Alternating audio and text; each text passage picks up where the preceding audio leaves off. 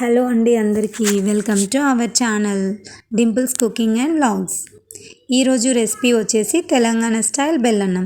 Telangana style ఎందుకన్నానంటే అందులో dry fruits అలాంటివి కాకుండా కొంచెం డిఫరెంట్గా ఉంటుంది, అందుకే అలా అన్నాను. సో ప్రాసెస్లోకి వెళ్ళిపోదామండి. ముందుగా 1.5 కప్ రైస్ తీసుకొని దీన్ని 2-3 సార్లు నీట్గా వాష్ చేసుకోవాలి. తర్వాత దాంట్లో 4 కప్స్ వాటర్ యాడ్ చేయండి. ఎందుకంటే బెల్లన్నం కొంచెం బెల్లన్నం కొంచెం మెత్తగా ఉడికితేనే చాలా బాగుంటుందండి. పొడి పొడిలా ఉంటే బెల్లన్నం అంత టేస్టీగా అనిపించదు. 4 కప్స్ వాటర్ వేసుకున్న తర్వాత దీన్ని 1 గంట సేపు పాటు నానబెట్టుకోవాలి. నానితే బెల్లన్నం మెత్తగా ఉడుకుతుంది, చాలా బాగుంటుంది.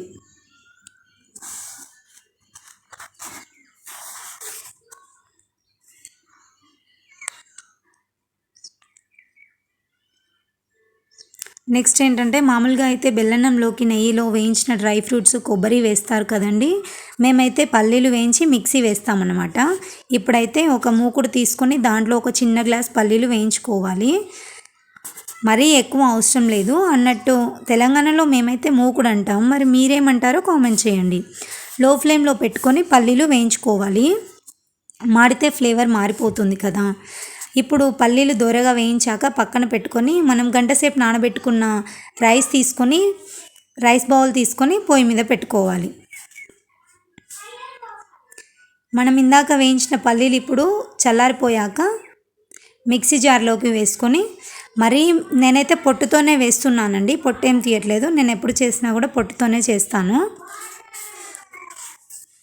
ఇలా బరకగా పట్టుకోవాలి, మెత్తగా అవసరం లేదు. నెక్స్ట్ అన్నం ఉడికిందో లేదో చూద్దాం. ఇంకొక 10 మినిట్స్ అయితే అన్నం ఉడికిపోతుంది. 10 మినిట్స్ తర్వాత చూసినట్టయితే అన్నం ఉడికిపోయింది కదండి, చాలా మెత్తగా ఉడికిపోయింది, చాలా బాగుంది. 95% ఉడకాలండి. 95% ఉడికేసింది. దీంట్లో మనం ఇప్పుడు 1.5 కప్ రైస్ తీసుకున్నాం కదా, కాబట్టి 1 కప్ జగరి అయితే సరిపోతుంది. మరీ స్వీట్ అయితే పిల్లలు తినరండి, అందుకోసమని నేను 1 కప్ వేస్తున్నాను. మీకు ఎక్కువ స్వీట్ కావాలనుకుంటే ఎక్కువ కూడా వేసుకోవచ్చు.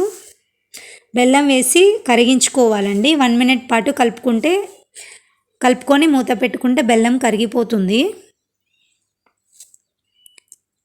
ఇప్పుడు మనం ఇందాక మిక్సీ పట్టుకున్నాం కదండి పల్లీల పొడి, దాన్ని కూడా మనం తీసుకొని ఇప్పుడు బెల్లన్నంలో వేసేసి కలుపుకోవాలన్నమాట.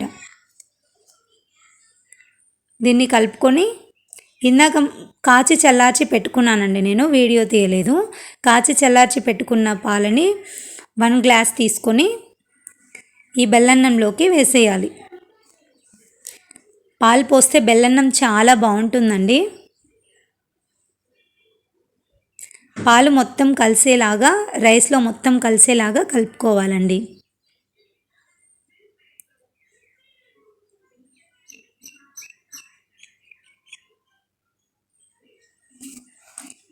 ఇందులోనే మనం ఇప్పుడు ఫ్లేవర్ కోసం అని చెప్పి ఒక 1/2 టీ స్పూన్ ఇలాచీ వేసుకోవాలండి. 1/2 టీ స్పూనే వేస్తున్నాను నేను, మీరు కావాలంటే ఎక్కువ కూడా వేసుకోవచ్చు.